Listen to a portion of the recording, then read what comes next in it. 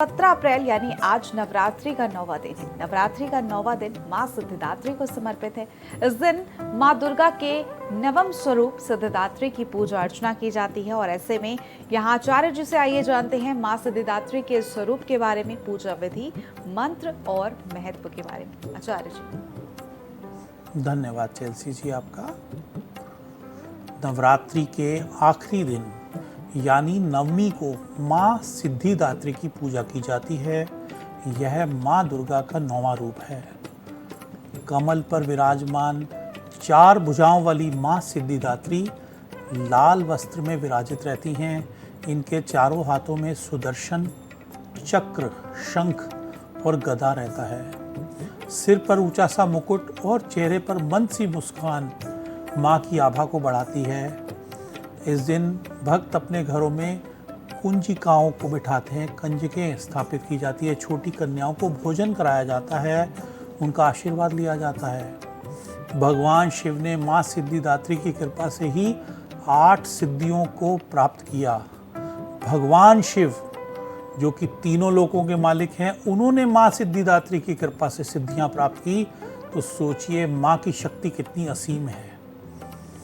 माँ की वजह से भगवान शिव को अर्धनारीश्वर का भी नाम मिला, क्योंकि सिद्धिदात्री के कारण ही शिव जी का आधा शरीर देवी का बना। हिमाचल का नंदा पर्वत इसका प्रसिद्ध तीर्थस्थल है। मान्यता है कि जिस प्रकार इस देवी की कृपा से भगवान शिव को 8 सिद्धियों की प्राप्ति हुई, ठीक उसी तरह इनकी उपासना करने से अष्ट सिद्धि और नवनिधि, बुद्धि और विवेक की प्राप्ति होती है। माँ की पूजा करने के लिए घी का दीपक जलाएं, साथ साथ माँ सिद्धिदात्री को कमल का फूल अर्पित करें। इसके अलावा जो भी फल या भोजन माँ को अर्पित करें वो लाल वस्त्र में लपेटकर अर्पित करना चाहिए।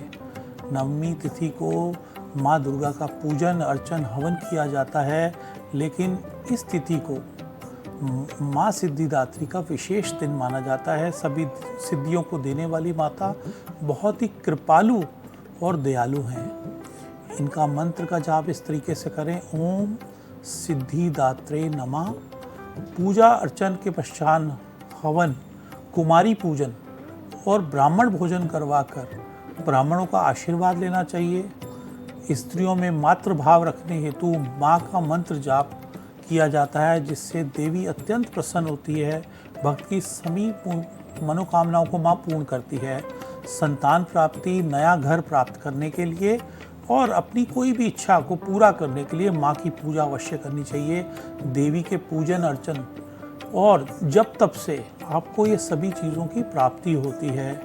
नवरात्रि के नवमी के दिन तिल का भोग लगाकर ब्राह्मणों को दान दें। इससे मृत्यु भय से आपको राहत मिल जाती है। साथ साथ जीवन में होने वाली अनहोनी और बुरी घटनाओं से भी आप बच जाते हैं।